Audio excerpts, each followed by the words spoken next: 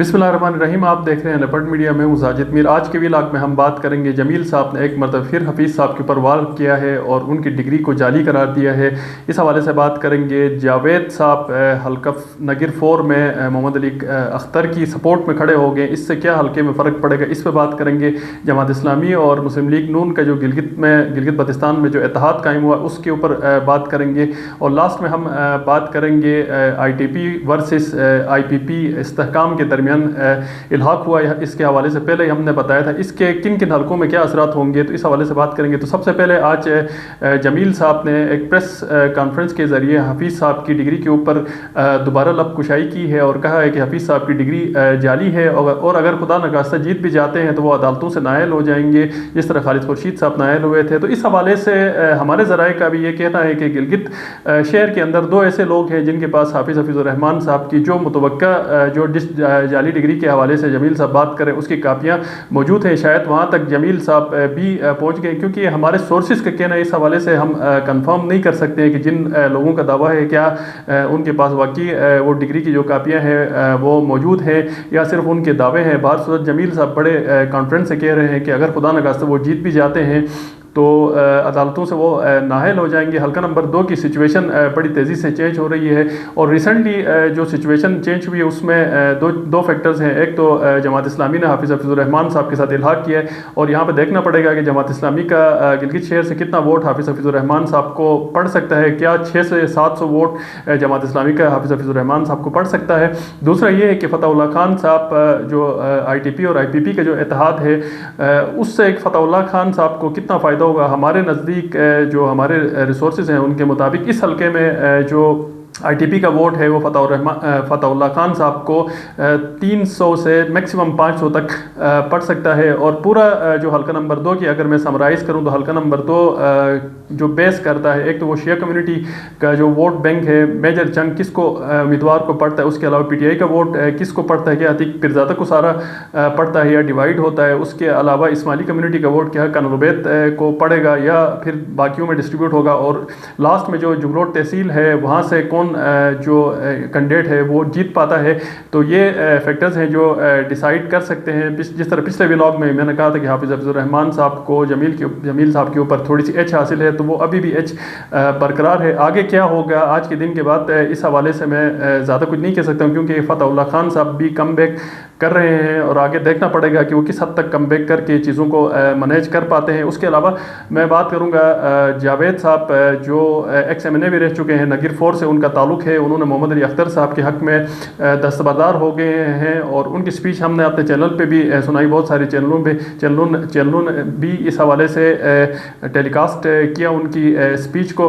जावेद साहब की अगर मैं बात करूँ तो कुछ अर्से पहले PMLN के साथ है और हफीज़ुर्रहमान साहब के बहुत ही क्लोज साथी थे और जो टैक्स के मामलात पे इनके दरमियान कुछ बज़ाहिर इख्तलाफात हुए हैं, मगर हमारे नज़दीक अब भी उनके दरमियान चीज़ें काफ़ी हद तक बेहतर हैं। और जावेद साहब ने मोहम्मद अली अख्तर साहब के हक़ में दस्तबरदारी के बाद मैं समझता हूँ कि जो नगिर 4 का हल्का है उसमें मोहम्मद अली अख्तर साहब को काफ़ी हद तक एच हासिल हो गई है और वहाँ पे उनके जो सीधा जो डायरेक्ट जो मुकाबला होगा वो अयूब वज़ीरी साहब के साथ होगा। अब वहाँ पे बाकी जितने भी लोग हैं, आगा बेहश्ती साहब और दीगर जितने भी लोग हैं वो इर्रेलेवेंट हो गए हैं और अयूब वज़ीरी साहब भी उनके हवाले से मैं ये बताऊँ कि कोई कमज़ोर कैंडिडेट नहीं है, उनका भी अच्छा खासा वोट बैंक वहाँ पे मौजूद है। उसके अलावा अगर इसी तनाजुर में अगर नगिर 5 की अगर बात करें तो जावेद साहब ने नगिर 5 से भी अपने जो कागजात हैं वो विड्रा नहीं किए हैं। अगर होपर में बात करूं तो हमारे ज़राए के मुताबिक जावेद साहब की अच्छी वहाँ पे पोजीशन है नगिर 5 में, क्योंकि जुल्फ़िकार मुराद साहब हैं जिनको पीपल पार्टी का टिकट मिला है और प्रिंस कासिम साहब हैं और जावेद मनवा साहब हैं जो नगिर खास से दोनों का ताल्लुक़ है। मनवा साहब PMLN के, मनवा साहब ने PMLN के जहाँ पे टिकट दिया वहाँ पे उनके ख़िलाफ़ वहाँ पे काफ़ी बड़ा एजिटेशन भी हुआ और कुछ लोग उनकी सपोर्ट में भी ज़रूर निकले। क्या मनवा साहब को PMLN में जाने का नेगेटिव असर पड़ेगा? किसी हद तक उनको ज़रूर नेगेटिव असर पड़ेगा। किस तरह मनवा साहब इसको कम बैक करते ये भी देखना पड़ेगा। दूसरा ये है कि ITP की तरफ से प्रिंस कासिम को टिकट मिला है और कुछ ऐसी खबरें गर्दिश कर रही है कि पीपल पार्टी और ITP के दरमियान शायद सीट एडजस्टमेंट भी हो जाए और इस सीट एडजस्टमेंट में हल्का नंबर 1 जो गिलगित है उसमें ITP के जो कैंडिडेट है हुसैन अली साहब हैं, अगर मैं सही नाम ले रहा हूँ, तो वो विड्रा हो जाएंगे और नगिर 5 में ذوالفقار علی مراد صاحب جو ITP کے جو پرنس قاسم صاحب ہیں ان کے حق میں وڈرا ہو جائیں گی. یہ کچھ اس طرح کی خبریں چل رہی ہیں, ابھی تک اس کی کنفرمیشن نہیں ہے. اگر اس طرح کی چیز اگر کوئی ہو جاتی ہے تو دونوں سیٹیں جو حلقہ نمبر 1 ہے جو امجد صاحب کے باسکٹ میں چلا جائے گا, اور جو نگیر کا 5 ہے وہ پرنس قاسم صاحب کی اس میں چلے جانے کا زیادہ امکان ہے. وہاں پہ ریاض اکبر صاحب ہیں جو MW اور PTI کے مطابق کمبائن جو امیدوار ہیں وہ بھی الیکشن لڑ رہے ہیں, اور ان کی بھی کوئی پوزیشن بہت خراب نہیں ہے, کم بیک اچھا کر رہے ہیں. یہ دیکھنا پڑے گا کیونکہ اسمائر اور نگیر خاص کے ووٹ اور ہوپر کے ووٹ پہ یہ سارا حلقہ ڈیپینڈ کرتا ہے کہ وہاں سے کون جیتا ہے, اور یہاں پہ جو وننگ مارجن ہے وہ بھی بہت ہی نیرو ہوتا ہے. 2000 سے لے کے 2500 تک جو کینڈیڈیٹ ہے وہ جیت جاتا ہے. اس مرتبہ کتنے ووٹ لیتے ہیں. اس کے علاوہ اگر جماعت اسلامی اور مسلم لیگ نون کے اتحاد کے حوالے سے اگر میں بات کروں تو مرکز میں جو حافظ نعیم صاحب ہے وہ انہوں نے مسلم لیگ نون کے اوپر کڑی تنقید کی ہے. کچھ ویڈیوز بھی ہم آپ کو ان کی دکھائیں گے, اور یہاں پہ جو ان کا اتحاد ہے وہ ایک عجیب سا تضاد ہے. مرکز میں حافظ نعیم صاحب پرائم منسٹر اور مریم نواز صاحبہ کے اوپر شدید تنقید کر رہے ہیں, اور یہاں پہ مسلم لیگ نون کے لوگ حافظ الرحمان صاحب اور دیگر ان کو گلے لگا رہے ہیں اور ان کا شکریہ ادا کر رہے ہیں. تو یہ کھلا تضاد ہے. اس سے کم میں سمجھتا ہوں کہ جو ووٹر ہے اس کا جو مائنڈ ہے وہ ضرور بکھرے گا. جماعت اسلامی ایک نیٹ کلین جماعت ہے, اور ان کو مرکز اور گلگت بلتستان میں ایک ہی پیج پہ ہونا چاہیے, اور اس کا الٹیمیٹلی جماعت اسلامی کو میرے خیال میں اس جو اتحاد ہے اس سے شاید PMLN کی جو اگر حکومت آتی ہے تو ان کو سیٹ ایڈجسٹمنٹ دستور اور یہاں پہ ضرور ان کو مل سکتی ہے, کوئی پورٹ فولیو ضرور مل سکتا ہے, مگر لانگ رن میں میرے خیال میں ان کو نقصان ہوگا. یہ ہمارا تجزیہ ہے, اور کچھ اور لوگوں کا بھی اس حوالے سے تجزیہ ہے. جماعت اسلامی استور میں رانا فاروق کے حق میں وڈرا ہو گئی ہے, اور اس کا جو فائدہ میں سمجھتا ہوں کہ شمس لون صاحب کو زیادہ ہوگا, اور ساتھ اس کا بہت زیادہ فائدہ برکت جمیل کو بھی کہیں نہ کہیں ہوگا, اور تھوڑا بہت فائدہ رانا فاروق صاحب بھی اس حوالے سے لیں گے, کیونکہ جب کینڈیڈیٹ نیچے بیٹھ جاتا ہے تو پھر جو ووٹر ہوتے ہیں وہ آزاد ہوتے ہیں, وہ پھر پابند نہیں ہوتے ہیں کہ وہ سارا جو ووٹ ہے وہ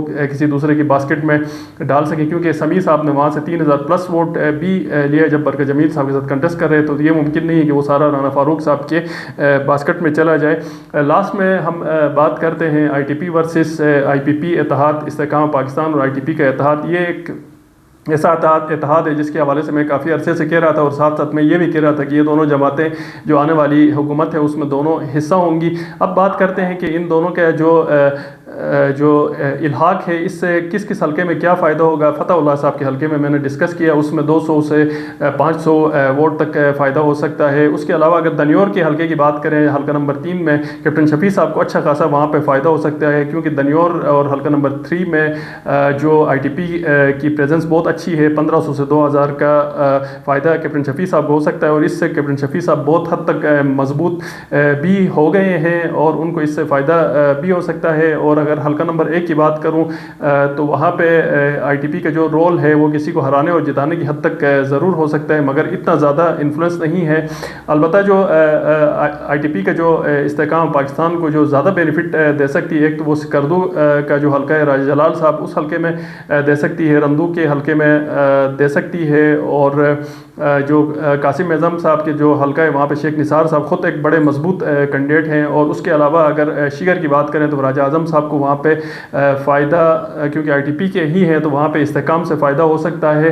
تو بہت ساری ایسی جگہیں ہیں جہاں پہ ITP اور استحکام پاکستان اگر کمبائن ہوتے ہیں تو وہاں سے سیٹیں نکلنے کا زیادہ امکان ہو سکتا ہے. بارسوت یہ جو الائنس ہے یہ میرے نزدیک, اور جو پولیٹیکل جو اینالسٹ ہیں ان کے نزدیک ان دونوں پارٹیوں کو فائدہ دے گا, اور میکسیمم سیٹیں سیکیور کرنے میں یہ دونوں پارٹیاں کامیاب ہوں گی. اور آنے والے الیکشن میں ہمیں جو نظر آتا ہے وہ یہی نظر آتا ہے کہ ITP اور استحکام پاکستان کے بغیر کوئی بھی پارٹی حکومت نہیں بنا پائے گی. آج کے ویلاگ تک اتنا ہی کافی تھا. کسی اور ویلاگ میں ہم آپ کی خدمت میں مزید اپڈیٹس کے ساتھ حاضر ہوں گے. تب تک مجھے اجازت دیں. اللہ حافظ.